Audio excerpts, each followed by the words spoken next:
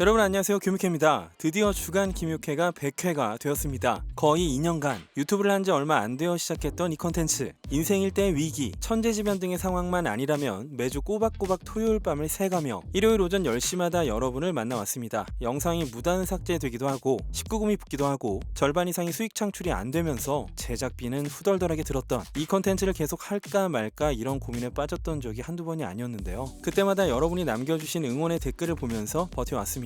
다시 한번 함께 해주셔서 아주 많이 매우 진짜 엄청 깊고 넓고 다양하게 끝없는 무한한 감사를 드립니다. 그리고 이번 주 드디어 김육회가 멤버십을 시작하게 되었습니다. 혹시라도 잘 보고 계시지만 구독과 좋아요를 하지 않으셨다면 부탁을 드려보겠고요. 이제 제 목표는 여러분과 200회까지 가는 것. 자, 이번 주도 들어가 보시죠. 까까꾸!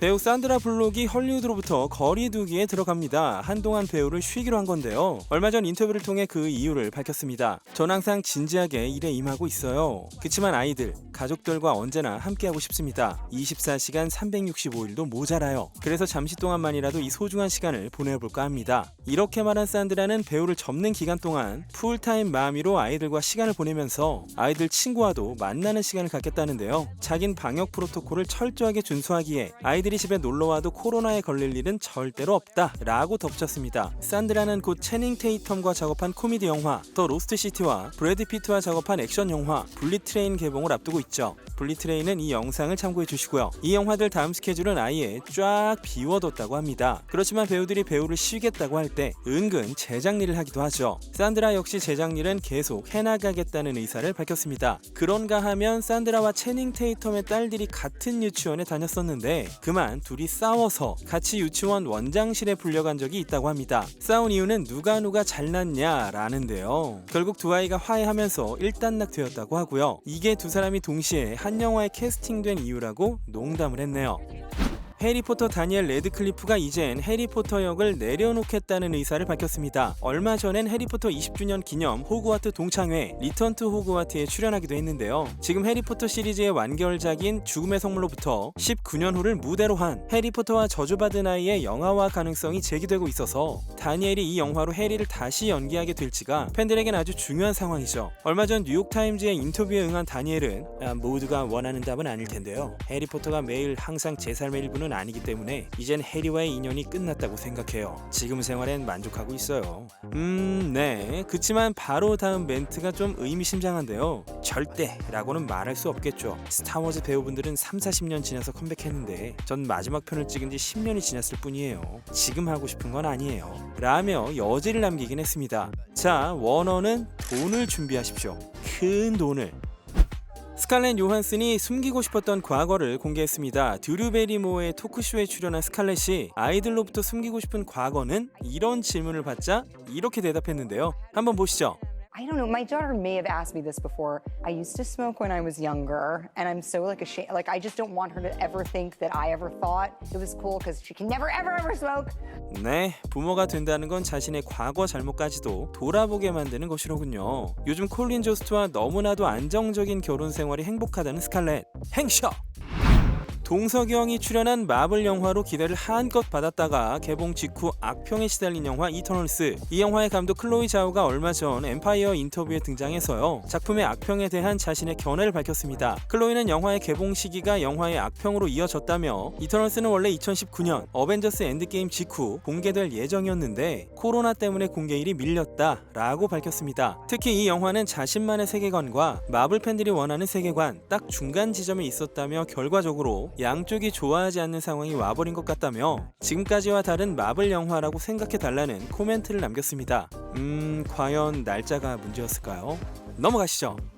다음은 여전히 법정 투쟁 중인 조니 뎁 소식입니다. 현재 조니는 전처 앰버 허드에게 $5천만 명예훼손을 건 상태죠. 그런 가운데 조니가 얼마 전 LA에 있는 한 주차장에서 법률 고문들을 만나고 있는 장면이 카메라에 포착되었습니다. 특히 이 중엔 조니의 변호인단 말고도 재판의 결과를 뒤집어 버리기로 유명한 실력 좋다는 한 변호사가 동석해서 향후 조니가 법정 투쟁에 전력을 다할 것으로 예측되고 있는데요. 과거 재판에 제출된 앰버의 증거 자료 중에 일부가 뽀샵을 거친 결과물이라고 주장하고 있기에 이 부분이 쟁점이 될 것으로 보입니다. 조니와 앰버의 캐삭방 재판은 4월 중으로 예정되어 있습니다. 브리트니 스피어스의 임신설이 돌고 있죠. 브리트니가 자기 인스타에 어떤 영상을 업로드했는데 그게 어떤 임신한 여성이 올린 뱃속에 아기가 움직이고 있는 틱톡 영상이었거든요. 브리트니는 전 남편 케빈 페더라인과 두 아들을 두고 있는데요. 작년 9월 피트니스 트레이너인 현재의 남친 샘 아스가리와 약혼 발표를 한 뒤 가족이 되고 싶은 마음을 지속적으로 내비쳤고 이달 초순 샘 아스가리의 생일 때 당신과 아이를 갖고 싶다는 어필을 했기 때문에 팬들은 어느 정도 확신을 갖고 있는 중입니다. 설마 아직 끝나지 않은 것일까요? 스파이더맨의 메이큰 엄마 마리사 토메이가 앞으로도 계속 마블 작품에 출연하고 싶다는 의지를 내비쳤습니다. 한번 보시죠. May Parker be in a multiverse thing? Would you ever want to do Yeah, something with I would love to come back and be part of that. I want to be like a I'd different love to- movie? Yeah, yeah. you would do it? Yeah, there's history there too. May Parker hooks up with Ant-Man in one of them. Well, I mean, she's a standalone character, of course, but Yes, of course. 네, 메이큰 엄마의 멀티버스 기대해 봅니다. 혹시 드라마라도? 넷플릭스 드라마 루팡. 이 드라마의 촬영장에서 무려 무장 강도 사건이 벌어져 7명의 용의자가 기소되었습니다. 사건이 일어난 건 2월 25일 파리에 있는 루팡 촬영지에 복면을 쓴 무장 강도 20명이나 나타나 33만 불 상당의 촬영 소독을 가지고 달아났는데요. 기소된 용의자들은 대부분 10대와 20대 초반으로 무려 13살 소년도 있어서 난리가 났습니다. 이들 중 3명은 구류되고 4명은 사법 판단을 기다리고 있는 중이며 현지 경찰은 아직도 강도들을 수배 중이고 훔쳐간 소품은 일부만 반환되었다고 합니다. 얼마 전엔 넷플릭스 더 크라운 촬영 현장에서 비슷한 사건이 있었는데요. 이 사건 역시 아직 범인이 검거되지 않았죠. 오비완 케노비 이완 맥그리거가 여친 메리 엘리자베스 윈스티드와 레드카펫에 등장했습니다. 이완은 멋진 턱시도에 메리는 프릴이 달린 검정 드레스를 입고 있네요. 두 사람은 2017년 드라마 파고 시즌3에서 만났고 즉시 메리는 7년 동안 함께 살던 남편과 이혼을 발표. 직후 이완과 메리의 런던 데이트 장면이 카메라에 포착되었습니다. 이 직전에 이완 역시 20년 이상 인생을 함께해온 아내 이브와 별거했던 것이 밝혀졌는데요. 두 사람이 DC 이후 영화인 버즈 오브 프레이에 함께 출연하기도 했습니다. 얼마 전엔 두 사람 사이에 첫 아이도 태어났는데 딱히 임신 소식을 언론을 통해 알리진 않았습니다만 메리를 반기지 않던 이완의 딸 클라라가 두 사람의 아이 사진을 인스타에 올리면서 밝혀지게 되었습니다. 이젠 클라라도 두 사람을 응원한다고 하네요. 아쿠아맨 제이슨 모모아가 얼마 전 이혼을 발표한 아내 리사 보넷의 전 남편 레니 크레비츠와 함께 바이크를 탔다고 합니다. 레니의 인스타엔 다거나 죽거나 평생의 형제여 라는 말이 쓰여 있었는데요. 제이슨은 레니와 리사의 딸이자 제이슨 역시 딸처럼 여긴다는 조이 크레비츠의 출연자 더 배트맨의 프리미어에 참석하기도 했는데 조이도 이 인스타에 둘 다 사랑한다는 댓글을 달았습니다. 제이슨과 리사의 이혼 발표 이후 제이슨이 공식 석상에서 아직 가족인 건 변함이 없다 라고 밝혔고 리사가 지난주 초 친구와 외출했을 때 결혼 반지를 아직 끼고 있는 모습이 포착이 되어서 재결합설이 급부상하고 있는데요. 2월 하순한 관계자가 두 사람이 다시금 결혼 생활에 돌입할 거다 라는 썰을 풀어서 그런 쪽으로 굳혀지는 분위기입니다.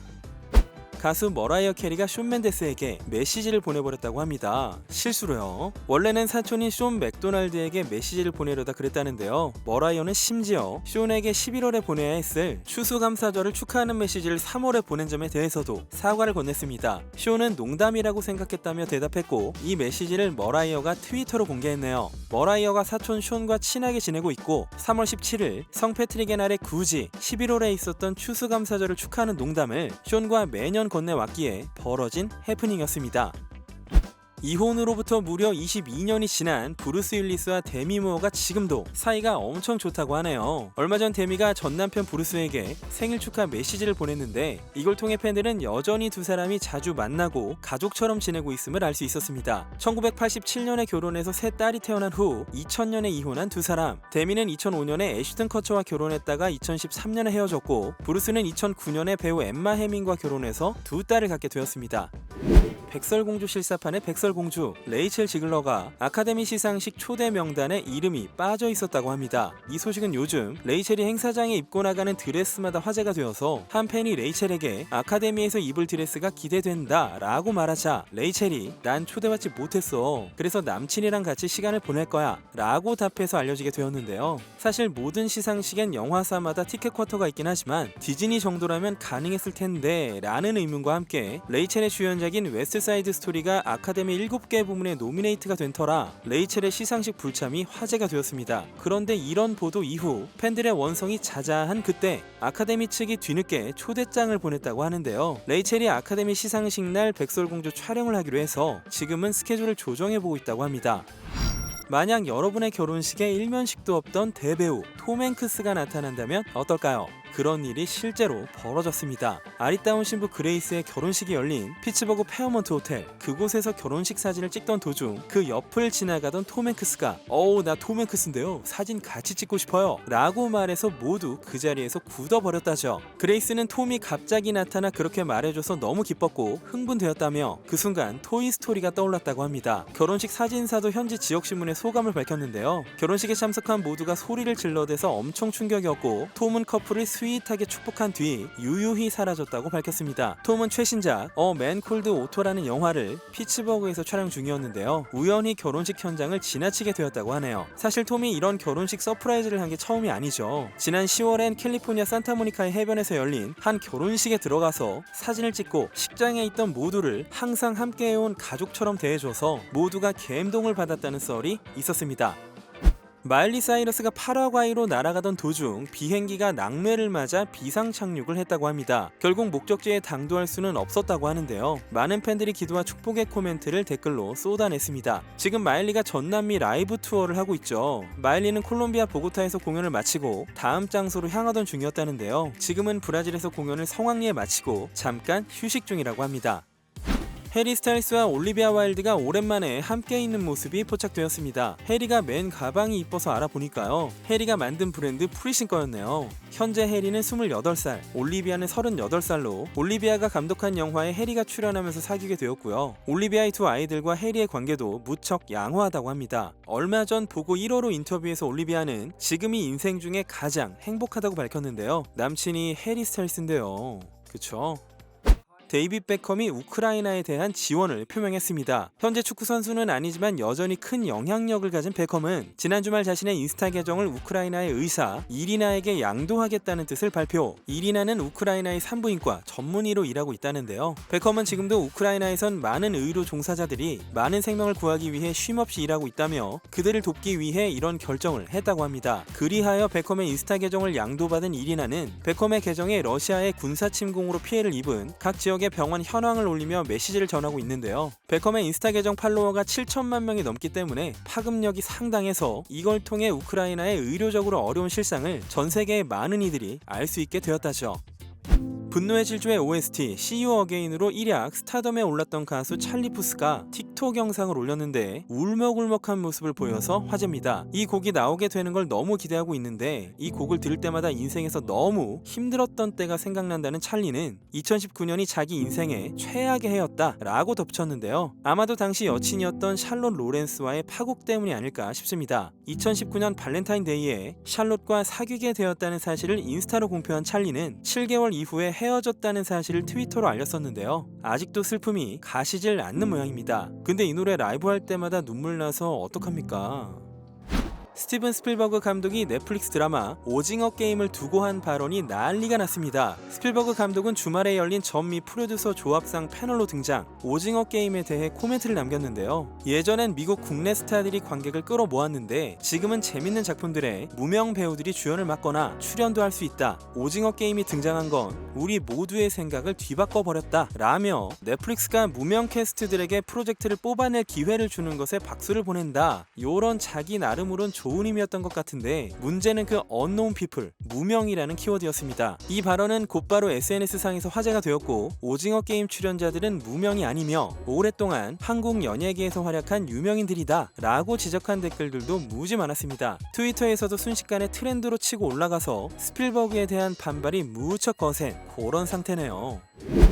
네, 오늘 100회를 맞은 주간 김용회는 여기까지 하겠습니다. 끝으로 간단하게 멤버십에 대한 공지를 전해드리려고 합니다. 채널 메인에서 가입을 누르시면 요금에 따른 서비스를 보실 수 있고요. 아마 지금 올라가 있을 텐데요. 묘켓단 멤버십 전용 영상을 보실 수 있거나 전용 라이브 스트리밍에 참여도 가능하시고 제가 실시간으로 알게 되는 대중문화의 다양한 지식과 정보, 특종들을 공유하는 커뮤니티 게시물을 지속적으로 받아보실 수가 있고요. 가끔 게스트분들도 모셔서 다양한 이야기를 다 같이 함께 나누는 김용회 소사이어티 클럽, 그 밖에도 김용회가 만드는 굿즈들을 드리기도 하니까요. 끌리시면 가입을 꼭꼭꼭 해주시면 감사하겠습니다. 가입해주시고 응원해주신 만큼 컨텐츠와 재밌는 활동으로 보답하는 김용회가 되겠습니다. 지금까지 주간 김용회 K였습니다. 100회까지 시청해주셔서 감사합니다.